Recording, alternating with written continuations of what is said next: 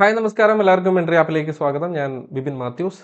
നമ്മൾ ചർച്ച ചെയ്യുന്നത് ഡെസേർട്സിൻ്റെ രണ്ടാമത്തെ പാർട്ടാണ്. ഇതിൽ ഡെസേർട്സിൽ കാണപ്പെടുന്ന ലാൻഡ് ഫോംസ്, അതുപോലെ ഇവിടുത്തെ അഗ്രികൾച്ചർ, ക്ലൈമറ്റ്, മണ്ണിനങ്ങൾ, നാച്ചുറൽ വെജിറ്റേഷൻ, ഇങ്ങനെയുള്ള കാര്യങ്ങളൊക്കെയാണ് നമ്മൾ നോക്കുന്നത്. വളരെ വേഗത്തിൽ നമുക്ക് കാര്യങ്ങൾ പറഞ്ഞു പോകാം. ഫസ്റ്റ് ഓഫ് ഓൾ, എവിടെയാണ് ഡെസേർട്ട് എന്നുള്ളത് നമ്മൾ ലാസ്റ്റ് ക്ലാസ്സിൽ പഠിച്ചത് നമ്മുടെ മൈൻഡിലുണ്ടാവണം. ആരവല്ലി മൗണ്ടെയ്ൻസ് അതിൻ്റെ വെസ്റ്റിൽ വരുന്നു, ഈസ്റ്റിൽ വരുന്നു.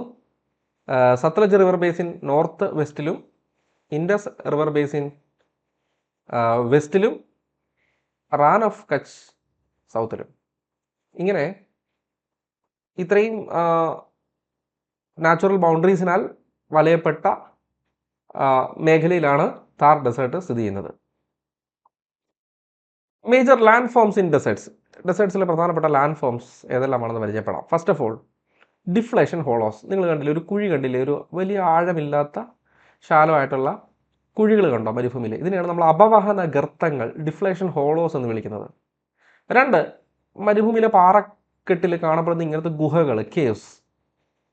മൂന്ന്, ഒരു കൂണിൻ്റെ ആകൃതിയിൽ കാണപ്പെടുന്ന ശിലകൾ, മഷ്റൂം ശിലകൾ, മഷ്റൂം റോക്സ്, കൂൺ ശിലകൾ എന്ന് വിളിക്കും, മഷ്റൂം റോക്സ്. നാല്, ഈ പറഞ്ഞ നല്ല ഭംഗിയുള്ള മണൽ കൂനകൾ, സാൻഡ് ഡ്യൂൺസ്, മണൽ കൂനകൾ, സാൻഡ് ഡ്യൂൺസ്. അപ്പോൾ ഏതൊക്കെയാണ്? അപവഹന ഗർത്തങ്ങൾ, ഡിഫ്ലേഷൻ ഹോളോസ്, അപവഹന ഗർത്തങ്ങൾ, ഡിഫ്ലേഷൻ ഹോളോസ്, കേവ്സ് ഗുഹകൾ, മഷ്റൂം റോക്സ് കൂൺ ശിലകൾ, ആൻഡ് ഫൈനലി സാൻഡ് ഡ്യൂൺസ്, മണൽ കൂനകൾ. ഇതൊക്കെയാണ് ഇവിടുത്തെ പ്രധാനപ്പെട്ട ലാൻഡ് ഫോംസ്. എങ്ങനെയുണ്ടായി ഓരോന്നും എന്നുള്ളത് നോക്കാം. ആദ്യം ഡിഫ്ലേഷൻ ഹോളോസ് എങ്ങനെ ഉണ്ടായെന്ന് പറയുന്നത്. It is common in a hot desert that strong winds blows off sand grains. ഒരു ഉഷ്ണമരുഭൂമിയിൽ സാധാരണയായ ഒരു കാഴ്ചയാണ് നല്ല ശക്തമായ കാറ്റ് മണൽ അവിടെ നിന്ന് ഉയർത്തുന്നു എന്നുള്ളത്. The strong upliftment lifts up and moves dry sand from one place to another place. ചിത്രം നോക്കിക്കോ, ഇതുണ്ടോ? ശക്തമായ കാറ്റടിക്കുമ്പോൾ ഇവിടുന്ന് ശക്തമായ കാറ്റടിക്കുന്നത് വഴി, ഒരേ ദിശയിൽ ശക്തമായ കാറ്റ് പെർസിസ്റ്റൻ്റ് ആയിട്ട് ഇങ്ങനെ അടിക്കുന്നത് വഴി എന്ത് സംഭവിക്കാം? ഈ മണൽ തരികൾ ഇവിടെ നിന്ന് ഉയർത്തപ്പെട്ട് മറ്റൊരു സ്ഥലത്തേക്ക് ട്രാവൽ ചെയ്യാം. രണ്ട് തരത്തിൽ മണൽ തരികൾ ട്രാവൽ ചെയ്യാം. കാറ്റടിക്കുന്ന ദിശ ഇവിടെ കാണിച്ചിട്ടുണ്ട്. ഒന്ന്, മണൽ തരികൾ ഉയർന്ന് മറ്റൊരു സ്ഥലത്ത് പോയിട്ട് എന്ത് ചെയ്യപ്പെടുന്നു? നിക്ഷേപിക്കപ്പെടുന്നു. രണ്ട്, ഇങ്ങനെ ചാടി പോകുന്നു, ഇങ്ങോട്ട് വീഴുന്നു, വീണ്ടും അവിടുന്ന് ഇങ്ങോട്ട് വീഴുന്നു, വീണ്ടും അവിടുന്ന് ഇങ്ങോട്ട് വീഴുന്നു, ഇങ്ങനെ ചാടി പോകുന്നു. അപ്പോൾ വിൻഡിൻ്റെ സ്പീഡ് അനുസരിച്ച് നല്ല സ്പീഡാണെങ്കിൽ വീണ്ടും നല്ല രീതിയിൽ ഉയർന്ന് ഒത്തിരി ദൂരേക്ക് പോകാം. ഇത് കണ്ടോ, ഒത്തിരി ദൂരേക്ക് ഉയർന്നു പോകാം. അല്ലെങ്കിൽ വലിയ ഉയരത്തിലല്ലാതെ ഇതേപോലെ പറന്ന് വേറൊരു സ്ഥലത്ത് പോയി വീഴാം. അതല്ലാന്നുണ്ടെങ്കിൽ വലിയ സ്പീഡില്ലെങ്കിൽ, വലിയ പാറക്കഷ്ണങ്ങളാണെങ്കിൽ, വലിയ മണൽത്തരികളൊക്കെ ആണെങ്കിൽ, കാറ്റ് വലിയ സ്പീഡില്ല, വലിയ മണൽത്തരികളാണ്, എന്ത് സംഭവിക്കും? ഇത് ചാടി എങ്ങോട്ട് പോകും? ഇങ്ങനെ റോളിംഗ് ഡൗൺ. കേട്ടോ, winds depending on the respective speed displace sand and rock particles of different shapes by blowing or rolling them. ഒന്നെങ്കിൽ മൊത്തത്തിൽ അതിനങ്ങ് പറപ്പിക്കാം, ബ്ലോയിങ്, അല്ലെ രണ്ട് റോളിങ്, ഇങ്ങനെ ചാടി പോകാം. അപ്പം അതിൻ്റെ ഫലമായിട്ട് this type of erosional process through which the sand is blown away by wind is called deflation. ഇതിനെയാണ് അപവഹനം എന്ന് വിളിക്കുന്നത്. അപവഹനം ഉണ്ടോ? അപവഹനം. ഇതേപോലെ കാറ്റിൻ്റെ പ്രവർത്തനം വഴി അവിടെ നിന്ന് പാറക്കഷ്ണങ്ങൾ, മൺതരികൾ ഇറോഡ് ചെയ്യപ്പെടുന്നു, അല്ലേ, അല്ലെങ്കിൽ നീക്കം ചെയ്യപ്പെടുന്നു. ഇതിനാണ് ഡിഫ്ലേഷൻ എന്ന് വിളിക്കുന്നത്. When wind blows strongly and persistently in one direction, ഒരേ ഡയറക്ഷനിലേക്ക് നല്ല ശക്തിയിൽ കണ്ടിന്യൂസ് ആയിട്ട് പെർസിസ്റ്റൻ്റ് ആയിട്ട് വീശുന്നു എന്ന് കരുതുക. അങ്ങനെയെങ്കിൽ അവിടെ ഒരു ചെറിയ ശാലോ ഡിപ്രഷൻ, കുഴികളുണ്ടാവും. ഈ കുഴികളാണ് ഡിഫ്ലേഷൻ ഹോളോസ് എന്ന് വിളിക്കുന്നത്. നമ്മൾ ഫസ്റ്റ് ചിത്രത്തിൽ കണ്ടില്ലേ, ഇവിടെ കണ്ടിന്യൂസ് ആയിട്ട് വിൻഡ് എന്ത് ചെയ്തിരുന്നു? ഈ ഡയറക്ഷനിലേക്ക് വീശിയിരുന്നു. ഇവിടെ നിന്ന് ഈ ഉപരിതലത്തിലുള്ള മണലിനെ എടുത്ത് മാറ്റി അത് വേറെ സ്ഥലത്ത് കൊണ്ടുപോയി. അപ്പോൾ അവിടെ ആ മണൽ നഷ്ടപ്പെട്ട സ്ഥലത്ത് എന്തുണ്ടായി? ഒരു കുഴിയുണ്ടായി, അല്ലേ?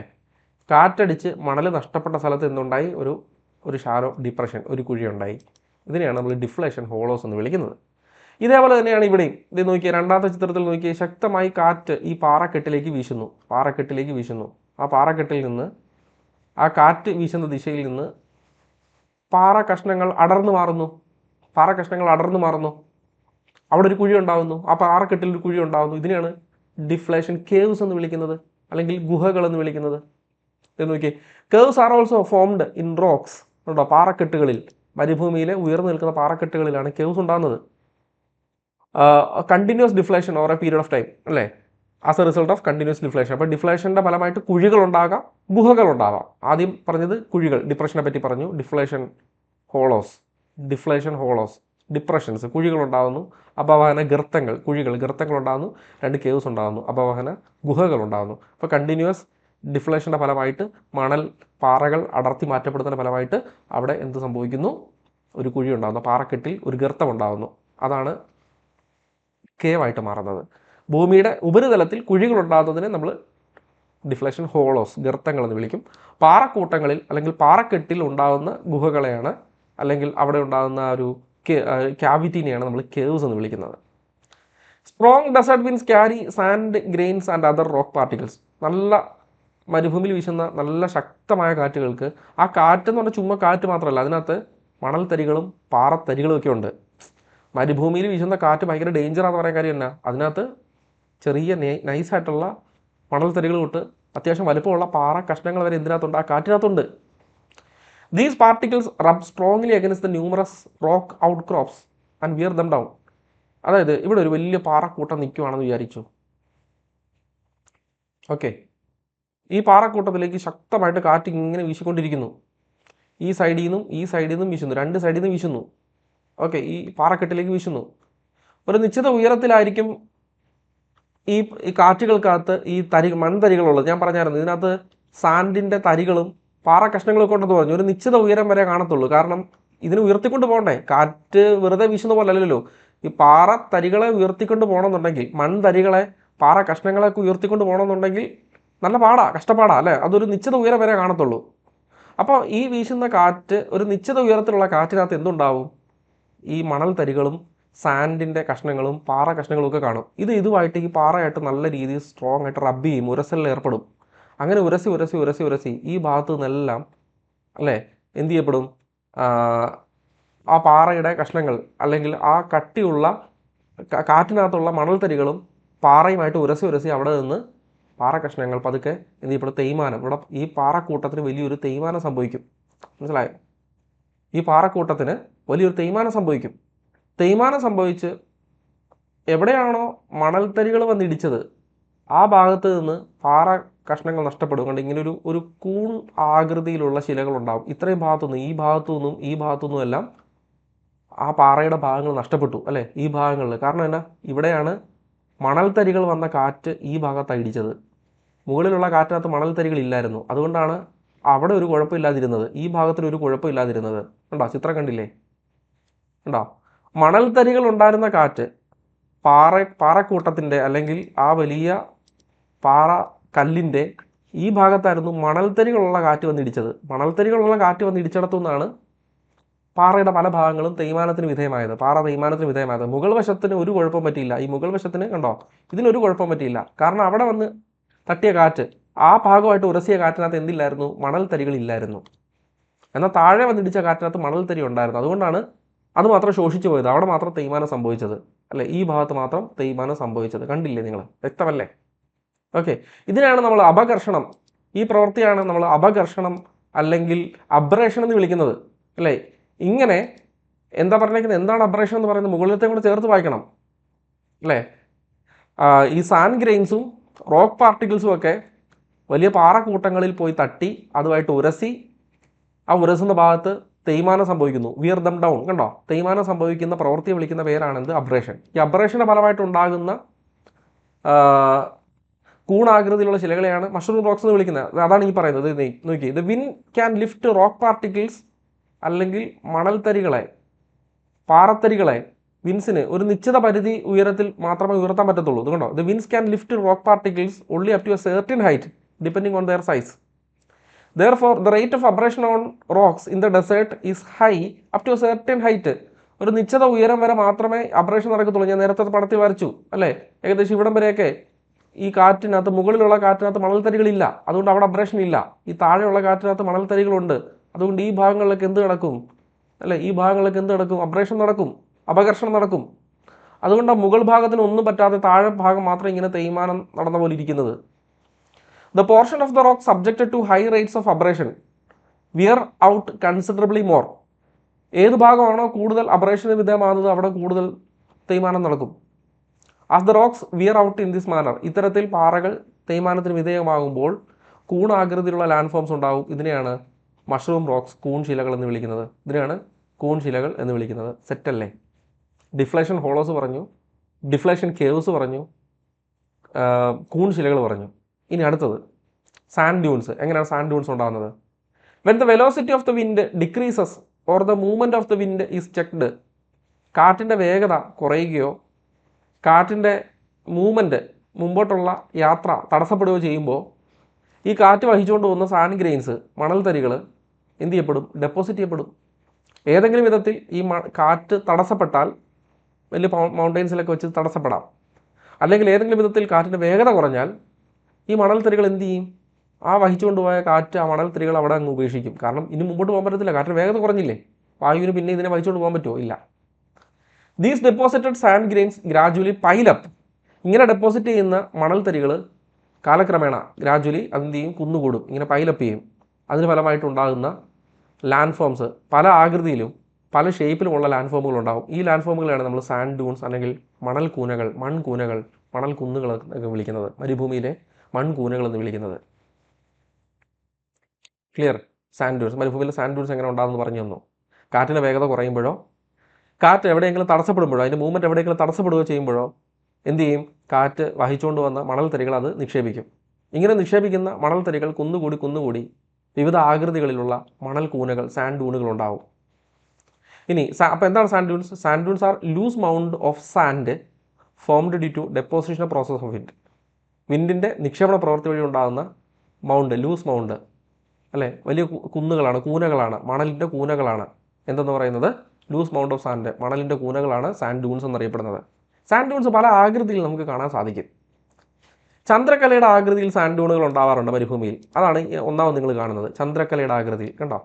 കാറ്റിൻ്റെ ദിശ ഇങ്ങനെയാണ്, കാറ്റിൻ്റെ ദിശ ഇങ്ങനെയാണ്. ഈ ദിശയിൽ വീശുന്ന കാറ്റിൻ്റെ വേഗത പതുക്കെ ഈ ഒരു പോർഷന് ശേഷം ഇങ്ങനെ കുറഞ്ഞു. അപ്പോൾ എന്ത് ചെയ്യപ്പെട്ടു? ഈ കാറ്റ് കൊണ്ടുവന്ന മണൽ ഇവിടെ ഇങ്ങനെ നിക്ഷേപിച്ചു. കണ്ടോ? ഇങ്ങനെ നിക്ഷേപിച്ചു. ചന്ദ്രക്കലയുടെ ആകൃതിയിലാണ് ഈ മണൽ കൂനയുടെ നിക്ഷേപണം നടന്നത് എങ്കിൽ ഇതിനെ നമ്മൾ വിളിക്കുന്ന പേരാണ് ബെർക്കൻസ്. ബെർക്കൻസിന് നേരെ റിവേഴ്സ് ആയിട്ടുള്ള ആകൃതിയിൽ കാണപ്പെടുന്ന സാൻഡ് ഡ്യൂണുകളെയാണ് പാരബോളിക് സാൻഡ് ഡ്യൂൺസ് എന്ന് വിളിക്കുന്നത്. നോക്കിക്കോ. അപ്പോൾ എന്താണ് ബെർക്കൻസ്? അതിൻ്റെ നേരെ ഓപ്പോസിറ്റ്. കാറ്റിൻ്റെ ഡയറക്ഷൻ ഇങ്ങനെയാണ്. ഇവിടെ ചെറിയ പച്ചപ്പൊക്കെ നിങ്ങൾ കണ്ടില്ലേ? ഗ്രീനിഷ് കളർ കണ്ടില്ലേ? ഈ പച്ചപ്പ് കാരണം കാറ്റ് എന്ത് ചെയ്യപ്പെടുന്നു? ഇങ്ങനെ ഡൈവേർട്ട് ചെയ്യപ്പെടുന്നു. അതിൻ്റെ ഡയറക്ഷൻ ഡൈവേർട്ട് ചെയ്യപ്പെടുന്നു. അതായത് ഈ ദിശയിൽ കാറ്റ് ഈ ദിശയിൽ കടന്നു പോകുന്നു. ഇവിടെ ആയിരിക്കും എന്ത് നടക്കുന്നത്? മണൽ കൂനകളുടെ ഡെപ്പോസിറ്റ്സ് നടക്കുന്നത്. അതായത് കാറ്റിൻ്റെ മൂവ്മെൻറ്റിന് എന്തെങ്കിലും ഒരു ഒബ്സ്ട്രക്ഷൻ നാച്ചുറൽ വെജിറ്റേഷൻ മൂലം, ചെറിയ മരുഭൂമിയിൽ ഉയർന്നു നിൽക്കുന്ന ചെറിയ കള്ളിമുൾ ചെടികൾ പോലെയുള്ള നാച്ചുറൽ ഒബ്സ്ട്രക്ഷൻ ഉണ്ടാകുന്നു വിൻഡിൻ്റെ മൂവ്മെൻറ്റിന്. അങ്ങനെയെങ്കിൽ ചന്ദ്രക്കലയുടെ ആകൃതിയിലുള്ളതിൻ്റെ നേരെ ഓപ്പോസിറ്റ്, ബെർക്കൻസിൻ്റെ നേരെ ഓപ്പോസിറ്റ് ഷേപ്പിലുള്ള സാൻഡ് ഡ്യൂൺസ് ഉണ്ടാവും അല്ലേ? ഇതാണല്ലോ ബെർക്കൻസ്. ഇങ്ങനെ ഉണ്ടാകുന്നതല്ലേ ബെർക്കൻസ് അല്ലേ? വരച്ചാൽ മനസ്സിലാവത്തില്ല. ഇതാണല്ലോ ബെർക്കൻസ്, ഒന്നാമത്തെ ചിത്രം. ഇതിൻ്റെ നേരെ ഓപ്പോസിറ്റ് കാറ്റിൻ്റെ ഡയറക്ഷൻ ഇത്. അപ്പോൾ ഇവിടെയാണ് ആ സ്ലോപ്പ്. ഇത് കാറ്റിൻ്റെ ഡയറക്ഷൻ ഇങ്ങനെ, പക്ഷേ കാറ്റിൻ്റെ ഡയറക്ഷൻ്റെ ഓപ്പോസിറ്റ് സൈഡിലാണ് മണലിൻ്റെ സ്ലോപ്പ്. കണ്ടോ? സ്ലോപ്പ് ഇങ്ങനെയല്ലേ? കാറ്റിൻ്റെ ഡയറക്ഷൻ ഇത്, ഓപ്പോസിറ്റ് സൈഡിലാണ് ഈ സ്ലോപ്പ്, ചെരിവ്. മണൽ കൂനയുടെ ചെരിവ് ഈ ഓപ്പോസിറ്റ് സൈഡിലാണ്. കണ്ടോ? മണൽ കൂനയുടെ ചെരിവ് കാറ്റിൻ്റെ അതേ ഡയറക്ഷനിൽ തന്നെയാണെങ്കിൽ, അതാണ് ബെർക്കൻസ്. കണ്ടോ? മണൽ കൂനയുടെ ചെരിവ് കാറ്റിൻ്റെ അതേ ഡയറക്ഷനിൽ തന്നെയാണെങ്കിൽ, ഇതാണല്ലോ വിൻഡ് ഡയറക്ഷൻ, അതേ ഡയറക്ഷനിൽ തന്നെയാണ് ചെരിവെങ്കിൽ അതാണ് ബെർക്കൻസ്. അതിനെ മാത്രമേ ബെർക്കൻസ് എന്ന് വിളിക്കാൻ പറ്റത്തുള്ളൂ. ഇനി അതിന് നേരെ ഓപ്പോസിറ്റ്, റിവേഴ്സ്ഡ് ബെർക്കൻസ്, കാറ്റിൻ്റെ ഡയറക്ഷന് ഓപ്പോസിറ്റ് സൈഡിലാണ് ആ ഒരു മണൽ കൂനയുടെ ചെരിവ്, സ്ലോപ്പ് എങ്കിൽ അതിനെ നമ്മൾ പാരബോളിക് ഡ്യൂൺസ് എന്നേ വിളിക്കത്തുള്ളൂ. കേട്ടോ? ഇതിനെ ബെർക്കൻസ് എന്ന് വിളിക്കത്തില്ല. ചന്ദ്രക്കലയുടെ ആകൃതി അതൊക്കെ നമുക്ക് തോന്നുമെങ്കിലും കാറ്റ് ഈ ഡയറക്ഷനിലാണ് വീശുന്നത്, അതിൻ്റെ ഓപ്പോസിറ്റ് ഡയറക്ഷനിലാണ് ഈ മണൽക്കൂന കിടക്കുന്നത്. അതിനെയാണ് നമ്മൾ എന്ത് വിളിക്കുന്നത്? പാരബോളിക് മണൽമേടുകൾ, പാരബോളിക് സാൻഡ് ഡ്യൂൺസ് എന്ന് വിളിക്കുന്നത്. പാരബോളിക് മണൽമേടുകളെ റിവേഴ്സ്ഡ് ബെർക്കൻസ് എന്നും വിളിക്കാം. പാരബോളിക് മണൽമേടുകളെ റിവേഴ്സ്ഡ് ബെർക്കൻസ് എന്നും വിളിക്കാം. ഇനി മണൽക്കൂനകൾ ഉണ്ടാകുന്ന പല വിധത്തിൽ വേറെയും മണൽക്കൂനകൾ ഉണ്ടാവാറുണ്ട്. നോക്കിയേ, ഇത് കണ്ടോ, ഇതൊരു മണൽക്കൂന, ഇങ്ങനെയാണ് അതിൻ്റെ ഷേപ്പ്. അതിന് പാരലായിട്ട് മറ്റൊരു മണൽക്കൂന ഇവിടെയുണ്ട്, കണ്ടോ, അതിന് പാരലായിട്ട് മറ്റൊരു മണൽക്കൂന ഇവിടെയുണ്ട്. ഇങ്ങനെ സമാന്തരമായിട്ട് നീളത്തിലുള്ള മണൽക്കൂനകൾ കാണപ്പെട്ടാൽ, സമാന്തരമായിട്ട് പാരലായിട്ട് നീളത്തിലുള്ള മണൽക്കൂനകൾ കാണപ്പെട്ടാൽ അവയെ നമ്മൾ അനുദൈർഘ്യ മണൽമേടുകൾ, ലോഞ്ചിറ്റ്യൂഡിനൽ ഡ്യൂൺസ് എന്ന് വിളിക്കും. അതിനെന്ത് വിളിക്കും? അനുദൈർഘ്യ മണൽമേടുകൾ, ലോഞ്ചിറ്റ്യൂഡിനൽ ഡ്യൂൺസ്. ഈ ലോഞ്ചിറ്റ്യൂഡിനൽ ഡ്യൂൺസും ലീനിയർ ഡ്യൂൺസും തമ്മിൽ പലർക്കും, രേഖീയ മണൽമേടുകളും തമ്മിൽ പലർക്കും തിരിഞ്ഞു പോകാറുണ്ട്. ലോഞ്ചിറ്റ്യൂഡിനൽ മണൽക്കൂനകൾ എന്ന് പറഞ്ഞാൽ എന്താണ്? അവ പാരലലായിട്ടുള്ള ഹൊറിസോണ്ടൽ ആയിട്ടുള്ള മണൽക്കൂനകളാണ്. എന്നാൽ ലീനിയർ മണൽമേടുകൾ ഇതിൽ നിന്ന് ചെറിയ വ്യത്യാസമുണ്ട്. ഇപ്പം ഇതുണ്ടോ, ഒരു അനുദൈർഘ്യ മണൽമേട് നിങ്ങൾ കണ്ടു, ഒരു അനുദൈർഘ്യ മണൽമേട് നിങ്ങൾ കണ്ടു. എങ്ങനെയാണ് ഒരു അനുദൈർഘ്യ മണൽമേടെന്ന് നിങ്ങൾ കണ്ടു? ഇവിടെ ഇത് കണ്ടോ, ഇതൊരു മണൽക്കൂന, ഇത് മറ്റൊരു മണൽക്കൂന. ഇത് എങ്ങനെയാണ് കാണപ്പെടുന്നത്? പാരലലാണ്. രണ്ട് മണൽക്കൂനകളും പാരലലാണ് അല്ലേ? ഇവയുടെ മണൽക്കൂനയുടെ നീളം നിങ്ങൾ കണ്ടില്ലേ? ഇവ ഹൊറിസോണ്ടലാണ്, കാറ്റിൻ്റെ ഡയറക്ഷന് ഹൊറിസോണ്ടലായിട്ട് കാണപ്പെടുന്നു. ഓക്കെ, ഇനി ഇതാണ് ലീനിയർ, രേഖീയ മേടുകൾ എന്നറിയപ്പെടുന്നത്. രേഖീയ മണൽമേടുകൾ എന്നറിയപ്പെടുന്നത് ഇതാണ്. എന്താണ് രേഖീയ? ചെറിയ വ്യത്യാസമുള്ളൂ. ഒരു വലിയ മണൽക്കുന്ന് അവിടെ ഉണ്ടായിരിക്കും. ആ മണൽക്കുന്നിൻ്റെ മേളിൽ ഒരു റിഡ്ജ്, വരമ്പ് പോലെ ഉണ്ടോ, ഒരു മണൽക്കൂന നിങ്ങൾക്ക് അവിടെ കാണാം ഓൾറെഡി, എന്തുതരം മണൽക്കൂന ആയിക്കോട്ടെ. അതിൻ്റെ മുകളിൽ ഒരു വരമ്പ് പോലെ പിന്നെയും ചെറിയ ഒരു സ്ട്രക്ചർ, മണലിൻ്റെ ചെറിയൊരു സ്ട്രക്ചർ കണ്ടോ, അതിൻ്റെ മുകളിൽ ഒരു വരമ്പ് പോലെ വീണ്ടും ഒരു കുഞ്ഞു മണൽ കാണപ്പെട്ടാൽ, അല്ലെങ്കിൽ മണൽക്കൂന കാണപ്പെട്ടാൽ, ഓൾറെഡി ഇതൊരു വലിയ മണൽ കുന്നാണ്. ആ മണൽക്കുന്നിൻ്റെ മുകളിൽ ഒരു വരമ്പ് പോലെ, ചെറിയൊരു റിഡ്ജ് പോലെ, വീണ്ടും ഒരു രേഖ പോലെ, ഒരു ലൈൻ പോലെ ഒരു കുഞ്ഞു മണൽ കൂന വീണ്ടും കാണാം, അതിൻ്റെ മുകളിൽ കാണാം. ഇതിനെയാണ് നമ്മൾ എന്ത് വിളിക്കുന്നത്? രേഖീയ അല്ലെങ്കിൽ ലീനിയർ സാൻഡ് ഡ്യൂൺ എന്ന് വിളിക്കുന്നത്. കണ്ടോ, ഇപ്പം ലോഞ്ചിറ്റ്യൂഡിലും ലീനിയർ തമ്മിൽ വ്യത്യാസം. ലോഞ്ചിറ്റ്യൂഡ് എന്ന് പറഞ്ഞു കഴിഞ്ഞാൽ ധാരാളം മണൽമേടുകൾ ഇങ്ങനെ എന്ത് വരണം? പാരലലായിട്ട് കാണപ്പെടണം. പാരലലായിട്ട് ധാരാളം മണൽമേടുകൾ കാണപ്പെടണം. അതിനെയാണ് നമ്മൾ അനുദൈർഘ്യ മണൽമേടുകൾ എന്ന് വിളിക്കുന്നത്. ലീനിയർ എന്ന് പറഞ്ഞു കഴിഞ്ഞാൽ ഇങ്ങനെ കിലോമീറ്ററോളം ദൂരത്തിൽ ഒരു മണൽമേടിൻ്റെ മുകളിൽ ഒരു വര വരച്ചതുപോലെ, ഒരു രേഖ വരച്ചതുപോലെ, ഒരു ലൈൻ വരച്ചതുപോലെ ചെറിയ ഒരു വരമ്പ് പോലെയുള്ള സ്ട്രക്ചർ ഒരു മണൽക്കൂനയുടെ മുകളിൽ കാണപ്പെട്ടാൽ അതിനെയാണ് നമ്മൾ ലീനിയർ സാൻഡ് ഡ്യൂൺസ് എന്ന് വിളിക്കുന്നത്. പിന്നെ ഏതാ വരുന്നത്? പിന്നെ ഇതാണ് ഏറ്റവും അവസാനത്തത്. നോക്കിക്കേ, ട്രാൻസ്വേഴ്സ് ഡ്യൂൺസ്. ഇതാണ് ഈ കാണുന്നതാണ് ട്രാൻസ്വേഴ്സ് ഡ്യൂണ്. അത് തിരമാല പോലെ കാണപ്പെടും. ഇത് കണ്ടോ, കടലിലെ തിരമാല ഇങ്ങനെ വരുന്നത് പോലെ ഉണ്ടോ, ട്രാൻസ്വേഴ്സ് മണൽക്കൂനകൾ ഉണ്ടോ? ക്ലിയർ അല്ലേ? ഇനി അവസാനമായിട്ട് ലാസ്റ്റ് സീഫ്. എന്താണ് സീഫ്? സീഫുകൾ എന്ന് വെച്ചാൽ എന്താ? ഇതൊരു ബെർക്കൻ ആണല്ലോ. ബെർക്കൻ എന്ന് വെച്ചാൽ ആദ്യം കാണുന്ന ഒരു ബെർക്കനാണ്. ബെർക്കൻ എന്ന് വെച്ചാൽ എന്താണ്? ചന്ദ്രക്കലയുടെ ആകൃതിയിലുള്ള മണൽക്കൂന. കാറ്റിൻ്റെ ഡയറക്ഷൻ്റെ ഭാഗത്തായിരിക്കണം സ്ലോപ്പ്, ഇവിടെ ആയിരിക്കണം സ്ലോപ്പ് വരുന്നത്. അതൊക്കെ കാറ്റിൻ്റെ ഡയറക്ഷൻ മാറി, ഇങ്ങനെ വീശിയ കാറ്റ് അവിടെ നിന്ന് ഡിസപ്പിയറായി കാറ്റിൻ്റെ ഡയറക്ഷൻ ഇങ്ങനെ ആവുന്നു കുറേ കഴിയുമ്പോൾ. അതായത് കാറ്റിൻ്റെ ഡയറക്ഷൻ എങ്ങോട്ടാണോ, ആ കാറ്റിനകത്തെന്ന് വെച്ചാൽ മണൽത്തരികളുണ്ടല്ലോ, കാറ്റിൻ്റെ ഡയറക്ഷനിൽ മണൽത്തരികൾ നിക്ഷേപിക്കപ്പെടത്തില്ലേ? അതായത് കാറ്റിൻ്റെ ഡയറക്ഷൻ ഇങ്ങനെ ആയപ്പോൾ ആ കാറ്റിൻ്റെ ഡയറക്ഷനിൽ മണൽത്തരികൾ നിക്ഷേപിക്കപ്പെടാൻ തുടങ്ങി. അതായത് രണ്ട് ചിറകുകൾ ഉണ്ടായിരുന്ന ഒരു ബെർക്കൻ, രണ്ട് ചിറകുകൾ ഉണ്ടോ, ഈ ബെർക്കന് ഇങ്ങോട്ടൊരു ചിറകുണ്ട്, ഇങ്ങോട്ടൊരു ചിറകുണ്ട്, ഒരേ പോലെയുള്ള സിമെട്രിക് ആയിട്ടുള്ള രണ്ട് ചിറകുകൾ. അതിലൊരു ചിറക് പതുക്കെ എന്ത് ചെയ്യപ്പെടുന്നു, അതിൻ്റെ അവിടുന്ന് അങ്ങോട്ട് പിന്നെ അത് ഗ്രോ ചെയ്യുന്നില്ല. പക്ഷേ ഒരു ചിറക് എന്ത് ചെയ്യുന്നു, അത് ഗ്രോ ചെയ്യുന്നു, വളരുന്നു അല്ലേ? ഈ ഒരു കാറ്റിൻ്റെ ഡയറക്ഷൻ ഇങ്ങനെ ഓൾറെഡി ഇവിടെ കാണിക്കുന്നുണ്ട്, വിൻ ചേഞ്ച് ഡയറക്ഷൻ കാണിക്കുന്നുണ്ട്. കാറ്റിൻ്റെ ഡയറക്ഷൻ അനുസരിച്ച് ഇതിങ്ങനെ വളർന്നുകൊണ്ടേയിരിക്കുന്നു ഉണ്ടോ? ഇതിനാണ് നമ്മൾ സീഫ് എന്ന് വിളിക്കുന്നത്. എന്ത് വിളിക്കുന്നത്? സീഫ്. സിമ്പിളായിട്ട് പറഞ്ഞാൽ വൺ വിങ്ഡ് ബെർക്കൻ. വൺ വിങ്ഡ് ബെർക്കൻ എന്ന് വേണമെങ്കിൽ പറയാം. ഒറ്റ ചിറകുള്ള ബെർക്കനെയാണ് നമ്മൾ എന്ത് വിളിക്കുന്നത്? സീഫ് എന്ന് വിളിക്കുന്നത് അല്ലേ? എന്താണ് റിവേഴ്സ്ഡ് ബെർക്കൻ? റിവേഴ്സ്ഡ് ബെർക്കൻ എന്ന് വെച്ചാൽ എന്താണ്? അതാണ് പാരബോളിക് സാൻഡ് ഡ്യൂൺ. റിവേഴ്സ്ഡ് ബെർക്കൻ എന്ന് പറഞ്ഞാൽ എന്താണ്? Parabolic sand Dune. കണ്ടോ, റിവേഴ്സ്ഡ് ബർക്കൻ എന്ന് പറഞ്ഞാൽ പാരബോളിക് സാൻഡ് ഡ്യൂൺ. അതായത് കാറ്റിൻ്റെ ഡയറക്ഷൻ്റെ ഓപ്പോസിറ്റ് സൈഡിലായിരിക്കണം ഡൂൺ. കണ്ടോ, കാറ്റിൻ്റെ ഡയറക്ഷൻ്റെ ഓപ്പോസിറ്റ് സൈഡിലായിരിക്കണം ഡൂൺ. എന്തുകൊണ്ടാണ് ഇവിടെ ഡൂൺ ഉണ്ടാവാതിരുന്നത്? ഇവിടെ ഒബ്സ്ട്രക്ഷൻസ് ഉണ്ടായിരുന്നു. ചെറിയ നാച്ചുറൽ ആയിട്ടുള്ള ചെടികൾ പോലെയുള്ള മരുഭൂമിയിലുള്ള വെജിറ്റേഷൻസ് ക്രിയേറ്റ് ചെയ്യുന്ന ഒബ്സ്ട്രക്ഷൻസ് ഇവിടെ ഉണ്ടായിരുന്നത് കൊണ്ടാണ് കാറ്റ് രണ്ട് ദിശയിലേക്ക് പോയത്, സ്ലോപ്പ് പുറകുവശത്തായി പോയത് കേട്ടോ. അടുത്തത് എന്താണ്? ഒയാസസ്. ഒയാസസ് എന്ന് വെച്ചാൽ എന്താണ്? Oases are the fertile patches in deserts formed because of the presence of a fresh water source. ഒരു നാച്ചുറൽ ആയിട്ടുള്ള മരുഭൂമിയുടെ മധ്യഭാഗത്ത് കാണപ്പെടുന്ന ഫ്രഷ് വാട്ടർ സോഴ്സ് ഉള്ള പ്രദേശങ്ങളിൽ കാണപ്പെടുന്ന ഫലഭൂഷ്ടമായ മേഖലകളെയാണ് നമ്മൾ ഒയാസസ് എന്ന് വിളിക്കുന്നത്. മരുഭൂമിയിൽ ഇങ്ങനെ അന്വേഷിച്ച് പോകുമ്പോൾ ചില പ്രദേശങ്ങളിൽ മരുഭൂമിയുടെ മധ്യഭാഗത്തായിട്ട് വലിയ പോപ്പുലേഷൻസ്, വലിയ സിവിലൈസേഷൻസ് ഫോം ചെയ്യാറുണ്ട്. ഇപ്പോൾ സൗദിയിലൊക്കെ മരുഭൂമികളുടെ മധ്യഭാഗത്തായിട്ട് വലിയ ഗ്രാമങ്ങളൊക്കെ തന്നെയുണ്ട്. അതൊരു ഒയാസസിനോട് ചേർന്നായിരിക്കും ആ ഗ്രാമം എപ്പോഴും ഉണ്ടാകുന്നത്. അവിടെ എന്തുണ്ട്? Ground water, natural springs. They originate. ഈ ഒയാസസ് ഉണ്ടാകുന്നത് എങ്ങനെയാണ്? നാച്ചുറൽ സ്പ്രിങ്സിൽ നിന്നോ, അതായത് സ്വാഭാവികമായിട്ട് ഭൂമിയിൽ തന്നെ പ്രകൃതിദത്തമായിട്ടുള്ള അരുവികൾ ചിലപ്പോൾ മരുഭൂമിയുടെ മധ്യഭാഗത്ത് എവിടെയെങ്കിലും ഉണ്ടാവാം.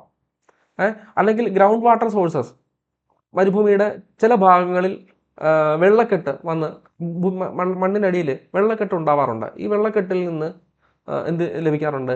ചെറിയ അരുവികൾ രൂപപ്പെടാറുണ്ട്. ഈ അരുവികൾ ചെറിയ തടാകങ്ങളായി മാറാറുണ്ട്. ആ തടാകങ്ങൾക്ക് ചുറ്റും എന്ത് കാണും? സസ്യജാലങ്ങൾ കാണും, വെജിറ്റേഷൻ കാണും. ഇതിനെയാണ് നമ്മൾ ഒയാസസ് എന്ന് വിളിക്കുന്നത്. ഇതിനെയാണ് ഒയാസസ് എന്ന് വിളിക്കുന്നത്. ഒയാസസ് വലിപ്പം അതിൻ്റെ വ്യത്യാസം ചേഞ്ച് ചെയ്യാറുണ്ട്. വലിയ ഗ്രാമങ്ങളൊക്കെ ഞാൻ പറഞ്ഞല്ലോ, സൗദി, ഇറാൻ പോലെയുള്ള മരുഭൂമികളുടെയൊക്കെ മധ്യത്തിൽ വലിയ ഗ്രാമങ്ങൾ തന്നെ ഈ ഒയാസസിനോട് ചേർന്ന് രൂപപ്പെട്ട് വന്നിട്ടുണ്ട്. അപ്പോൾ അതിൻ്റെ വലിപ്പം ചെറിയൊരു തടാകം തൊട്ട് വലിയൊരു ഗ്രാമം വരെ വിസ്തൃതമാകാനുള്ള വലിപ്പം ഒയാസസുകൾക്ക് ഉണ്ടാവാറുണ്ട്. മരുപ്പച്ച എന്ന് നമ്മൾ പറയാറുണ്ട്, മരുപ്പച്ച മലയാളത്തിൽ. ഈ മരുപ്പച്ചകളിൽ കോട്ടൺ, അതുപോലെ തന്നെ സിട്രസ് പ്ലാന്റ്സ്, ഫ്രൂട്ട്സ്, പഴവർഗ്ഗങ്ങൾ, ഗോതമ്പ്, കോൺ പോലെയുള്ള കാർഷിക വിളകൾ അവർ എന്ത് ചെയ്യാറുണ്ട്? ഈ ഒയാസസിൽ കൃഷി ചെയ്തെടുക്കാറുമുണ്ട്.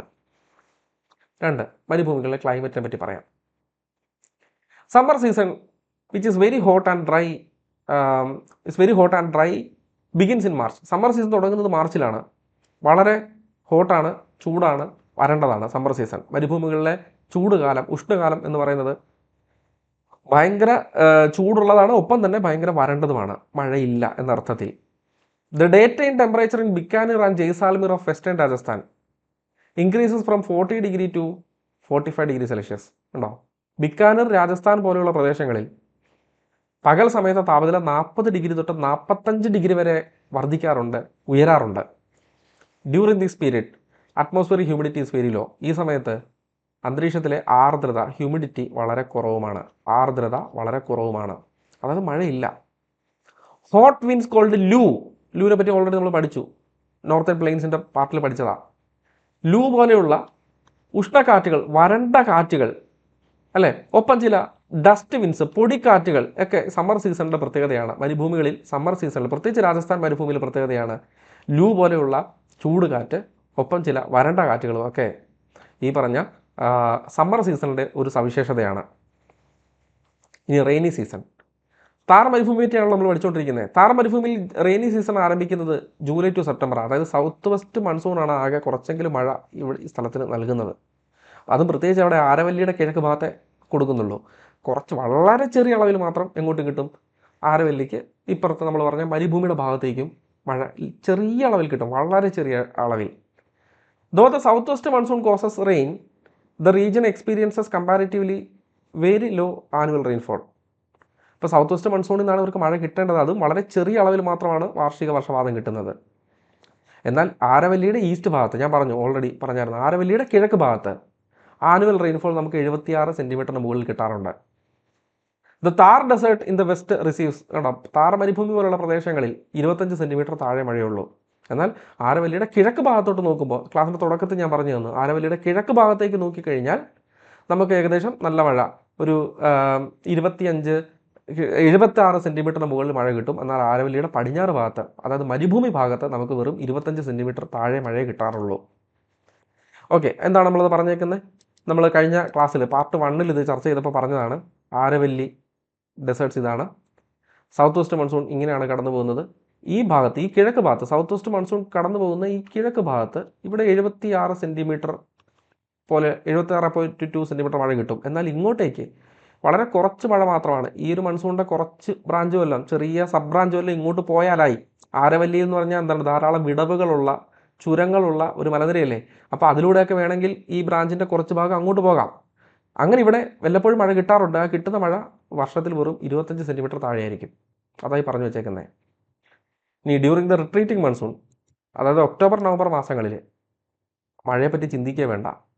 കണ്ടോ, സൗത്ത് വെസ്റ്റ് മൺസൂണിൽ കുറച്ചെങ്കിലും മഴ കിട്ടും. തിരിച്ചുള്ള മൺസൂണിൽ, നോർത്ത് ഈസ്റ്റ് മൺസൂണിൽ മഴയെപ്പറ്റി ചിന്തിക്കേ വേണ്ട. During this period almost all places in Thar desert receive little to no rain. തീരെ മഴ കിട്ടാത്ത സമയം. ഇനി winter season in the Thar desert begins in December. Winter തുടങ്ങുന്നത്, താർ മരുഭൂമിയിൽ വിന്റർ തുടങ്ങുന്നത് ഡിസംബറിലാണ്. With minimum temperature ranging from 5 degree to 10 degree. നമുക്ക് വിന്റർ സമയത്ത് താപനില 5 ഡിഗ്രിയിൽ നിന്ന് 10 ഡിഗ്രിയിലേക്കൊക്കെ താഴുന്നു. ഉണ്ടോ, 5 ഡിഗ്രി സെൽഷ്യസിൽ നിന്ന് 10 ഡിഗ്രി സെൽഷ്യസിലേക്കൊക്കെ താപനില ഏത് സമയത്ത് താഴുന്നു? വിന്റർ സമയത്ത് താഴുന്നു. എവിടെ? താർ മരുഭൂമിയിൽ.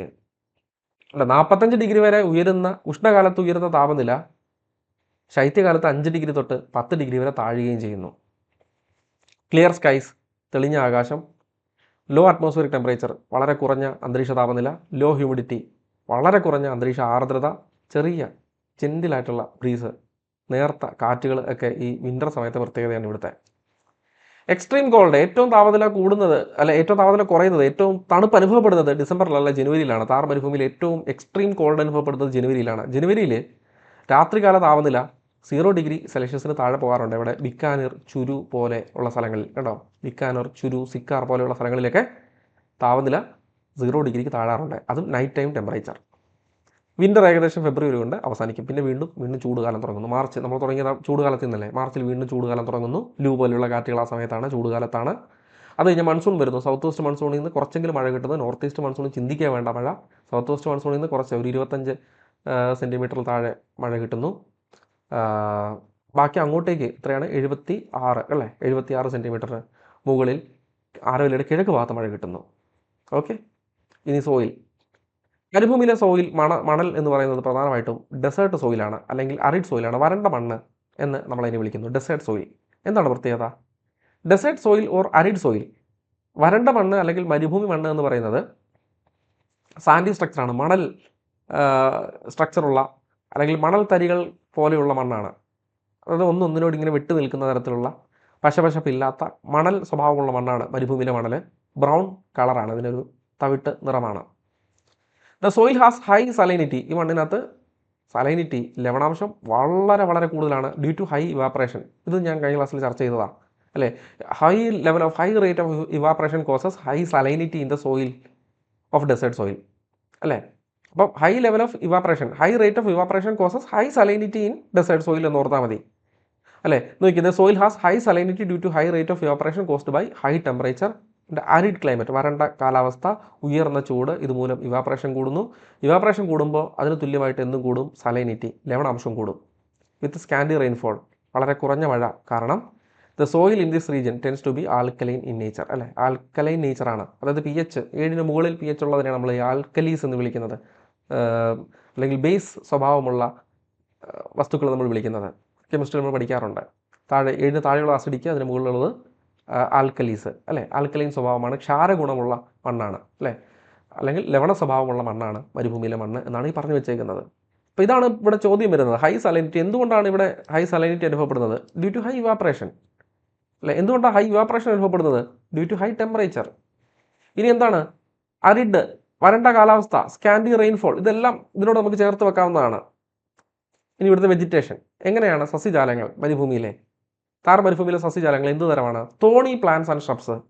അതായത് നമ്മുടെ കാക്ടസ് ചെടി പോലെയുള്ള, ഇതേപോലെ കാക്ടസ് പോലെയുള്ള കുറ്റിച്ചെടികൾ, മുൾച്ചെടികൾ, അതുപോലെ ചെറിയ കുറ്റിക്കാടുകളൊക്കെയാണ് നമുക്ക് മരുഭൂമിയിൽ കാണാൻ സാധിക്കുന്നത്. വലിയ ഉയരമില്ലാത്ത, ഇതിൻ്റെ സ്റ്റെം വളരെ ഫ്ലഷാണ്, ലീവ്സ് ഒന്നും കാണത്തില്ല. അങ്ങനത്തെ മരങ്ങളാണ് ഇവിടെ കാണപ്പെടുന്നത്, അല്ലെങ്കിൽ അങ്ങനത്തെ സസ്യങ്ങളാണ് താർ മരുഭൂമിയിൽ കാണപ്പെടുന്നത്. വരൾച്ചയെ പ്രതിരോധിക്കാൻ സാധിക്കുന്ന അക്കേഷ്യ, ഗം അറബിക് അക്കേഷ്യ, അതേപോലെ തന്നെ യൂഫോർബിയ തുടങ്ങിയ സസ്യങ്ങൾ എവിടെ കാണാൻ സാധിക്കും? ഈസ്റ്റേൺ ഹിൽസിൽ, കിഴക്കൻ കുന്ന്, അതായത് ആരവല്ലി ഹിൽസിൻ്റെ ഭാഗത്ത് കേട്ടോ. ഈസ്റ്റേൺ ഹിൽസ് എന്ന് വെച്ചാൽ മരുഭൂമിയുടെ ഈസ്റ്റ് ഭാഗത്തല്ലേ ആരവല്ലീസ് ഉള്ളത്. അപ്പോൾ ഈസ്റ്റേൺ ഹിൽസ് എന്ന് പറഞ്ഞാൽ ആരവല്ലി കുന്നുകൾ എന്നാണ് അതിനർത്ഥം. ആരവല്ലി കുന്നുകളിൽ ഇത്തരത്തിലുള്ള വരൾച്ചയെ പ്രതിരോധിക്കാൻ സാധിക്കുന്ന തരത്തിലുള്ള സസ്യങ്ങൾ, യൂഫോർബിയ, ഗം അറബിക് അക്കേഷ്യ പോലെയുള്ള സസ്യങ്ങളും കാണാൻ സാധിക്കും. ഓക്കെ, കണ്ടല്ലോ ഒരെണ്ണം. ഇനി ഇവിടുത്തെ ജന്തുജാലങ്ങൾ, പ്രധാനമായിട്ട് camel. The camel often referred to as the ship of the desert. മരുഭൂമിയിലെ കപ്പൽ എന്ന് വിശേഷിപ്പിക്കുന്ന ക്യാമലാണ് പ്രധാനമായിട്ടും ഇവിടെ കാണപ്പെടുന്നത്. ഇതുകൂടാതെ ഉരക സസ്യങ്ങൾ, ഉരകവർഗ്ഗങ്ങൾ, റെപ്റ്റൈൽസ് ഉണ്ട്, തേളുകൾ, സ്കോർപ്പിയോൺസ് ഉണ്ട്, കീരി വർഗ്ഗത്തിൽപ്പെടുന്ന ജീവികളുണ്ട്, മൊങ്കൂസ്, പിന്നെ റെഡ് ഫോക്സസ്, കുറുക്കനുണ്ട്, ഇന്ത്യൻ ഗസൽ, ഈ ചിങ്കാരമാനുകൾ എന്ന് പറയും, അതുപോലെ ഫാൽക്കൺസ്, പരുന്തുകൾ, ഈഗിൾസ് ഒക്കെ ഇവിടെ മരുഭൂമിയിൽ കാണപ്പെടുന്നു. The Indian bastard, A bird species swiftly disappearing from other parts of India. ഇന്ത്യയുടെ പല ഭാഗത്തു നിന്നും ഡിസപ്പിയർ ആയിക്കൊണ്ടിരിക്കുന്ന ഇന്ത്യൻ ബസ്റ്റാർഡ് എന്നറിയപ്പെടുന്ന ഒരു പക്ഷി. അതുപോലെ തന്നെ ബ്ലാക്ക് ബക്സ്, വൈൽഡ് ക്യാറ്റ്സ്, കസ്തൂരി മാനുകൾ, അതേപോലെ തന്നെ വൈൽഡ് ക്യാറ്റ്സ്, കാട്ടുപൂച്ചകൾ എന്ന് പറയും. ഇതെല്ലാം നമുക്ക് ഇവിടെ കാണാൻ സാധിക്കും, താർ മരുഭൂമിയിൽ കാണാൻ സാധിക്കും. അപ്പോൾ താർ മരുഭൂമിയിലെ ജാലങ്ങൾ എന്താണ് എന്നുള്ളതിൻ്റെ ഒരു ചെറിയ പിക്ചർ ഇവിടെ കൊടുത്തിട്ടുണ്ട്. ഓക്കെ, ഇനി ഇവിടുത്തെ agriculture. Generally in the Rajasthan desert very arid climate, വരണ്ട ക്ലൈമറ്റ് അനുഭവപ്പെടുന്ന രാജസ്ഥാൻ മരുഭൂമിയിൽ അഗ്രികൾച്ചറിന് ഫേവറബിൾ ആയിട്ടുള്ള കണ്ടീഷനേ അല്ല എന്ന് പറഞ്ഞ ആളുകൾ അവിടെ കൃഷി ചെയ്യാതിരിക്കുന്നില്ല. Only the crops that require a minimal amount of water for their growth are mostly cultivated here. വളരെ ചെറിയ അളവിൽ ജലം ആവശ്യമുള്ള, കുറച്ച് ജലം കൊണ്ട് വളരുന്ന സസ്യജാലങ്ങളാണ് ഇവിടെ പ്രധാനമായിട്ട് കൃഷി ചെയ്യുന്നത്. But crops R cultivated even on commercial scale, അല്ലെ, വാണിജ്യ അടിസ്ഥാനത്തിൽ, അതായത് കയറ്റുമതി ചെയ്യാൻ വേണ്ടി ഇവർ കാർഷിക വിളകൾ ഇവിടെ ഉൽപ്പാദിപ്പിക്കാറുണ്ട്, കൾട്ടിവേറ്റ് ചെയ്യാറുണ്ട്, അല്ലേ. അതെങ്ങനെ പോസിബിൾ ആകുന്നത്? ജലസേചന സൗകര്യങ്ങൾ, ജലസേചന ഫെസിലിറ്റീസ്, ഇറിഗേഷൻ ഫെസിലിറ്റീസിൻ്റെ സഹായത്തോടെയാണ് കൊമേഴ്ഷ്യൽ സ്കെയിലിൽ ഇവിടെ ക്രോപ്സ് കൾട്ടിവേറ്റ് ചെയ്യുന്നത്. ബജ്ര, ജോവാർ, റാഗി പോലെയുള്ള ക്രോപ്സ് ഒക്കെ ഇന്ത്യയിൽ ഏറ്റവും കൂടുതൽ പ്രൊഡ്യൂസ് ചെയ്യുന്ന മേഖല ഈ രാജസ്ഥാനാണ്. തിനവിളകൾ കേട്ടിട്ടില്ലേ? തിനവിളകൾ എന്ന് കേട്ടിട്ടില്ലേ? ചെറിയ, നമുക്കറിയാം, മില്ലറ്റ്സ് എന്ന് പറയും. മില്ലറ്റ്സിൻ്റെയൊക്കെ കൾട്ടിവേഷൻ വളരെ മുമ്പിൽ നിൽക്കുന്ന സംസ്ഥാനമാണ് രാജസ്ഥാൻ, ഇന്ത്യയിൽ തന്നെ. എന്തുകൊണ്ടാണ്? ഇറിഗേഷൻ ഫെസിലിറ്റീസിൻ്റെ സഹായത്തോടെ വളരെ കുറച്ച് ജലം മാത്രമേ ഈ വിളകൾക്ക് ആവശ്യമുള്ളൂ ഇത് വളരാനായിട്ട്. അപ്പോൾ ഇറിഗേഷൻ ഫെസിലിറ്റിയുടെ സഹായത്തോടെ ഇവരെന്ത് ചെയ്യുന്നു? ഈ വിളകൾ കൃഷി ചെയ്തെടുക്കുന്നു. The major crops include bajra, jowar, wheat, cone, millets, തിനവിളകൾ. Bajra, jowar, റാഗിയൊക്കെയാണ് millets എന്ന് പറയുന്നത്. ഗ്രൗണ്ട് നട്ട്, കോട്ടൺ, ഇതെല്ലാം രാജസ്ഥാനിൽ കൃഷി ചെയ്യുന്നതാണ്. Indira Gandhi canal project is an important irrigation project in this region wear irrigation is particularly significant.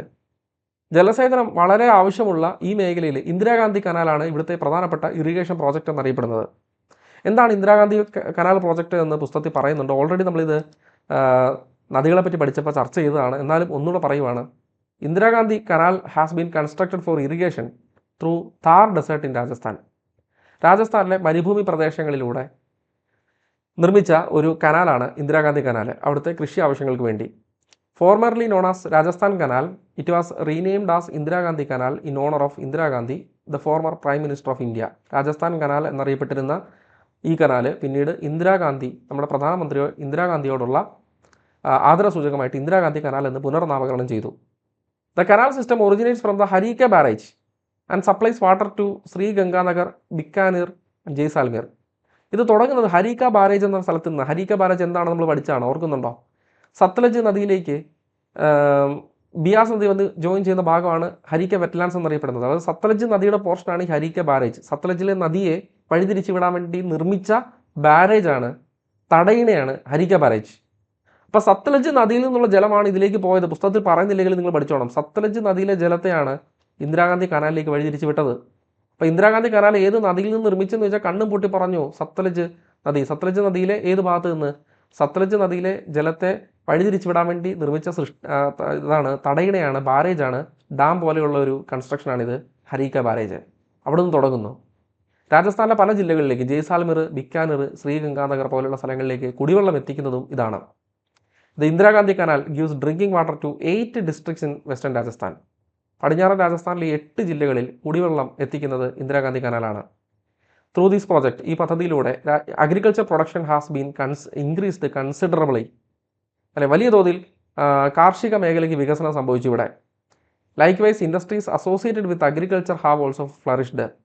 അപ്പോൾ അഗ്രികൾച്ചറിനോട്, കൃഷിയോട് ബന്ധപ്പെട്ട് കിടക്കുന്ന വ്യവസായങ്ങളും എന്ത് ചെയ്യപ്പെട്ടു? വളർന്നു. ദ അവൈലബിലിറ്റി ഓഫ് ഫോഡർ, കാലിത്തീറ്റ, അല്ലേ, has significantly helped in life stock rearing. കാലി വളർത്തലിന് ഈ പറഞ്ഞ കനാലിലൂടെ ട്രാൻസ്പോർട്ടേഷൻ ഉണ്ട്. അത് ആവശ്യത്തിനുള്ള കാലിത്തീറ്റകൾ എത്തിക്കാൻ സാധിച്ചു. അങ്ങനെ ലൈഫ് സ്റ്റോക്ക് റിയറിങ്ങിനും ഇത് സഹായിച്ചു. ഏകദേശം ലാസ്റ്റ് പോർഷനിലേക്ക് എത്തി. മൈനിങ്. രാജസ്ഥാൻ മരുഭൂമി എന്തിനാണ് പ്രശസ്തമായിട്ടുള്ളത്? രാജസ്ഥാൻ മേഖല മാർബിൾ മൈൻസിന് വളരെ ഫേമസ് ആണ്. Makrana marble from Rajasthan is world famous. പഠിച്ചോണം. Taj Mahal one of the wonders of the world is made of Makrana marble. രാജസ്ഥാനിലെ മക്രാന പ്രദേശത്ത് നിന്ന് ഖനനം ചെയ്തെടുത്ത മാർബിൾ ഇവിടുത്തെ ലോക പ്രശസ്തമാണ്, വേൾഡ് ഫേമസ് ആണ്. താജ്മഹൽ നിർമ്മിച്ചിട്ടുള്ളത് പഠിച്ചോ, നല്ലൊരു പോയിന്റാണ്. ഈ മക്രാന മാർബിൾ കൊണ്ടാണ്.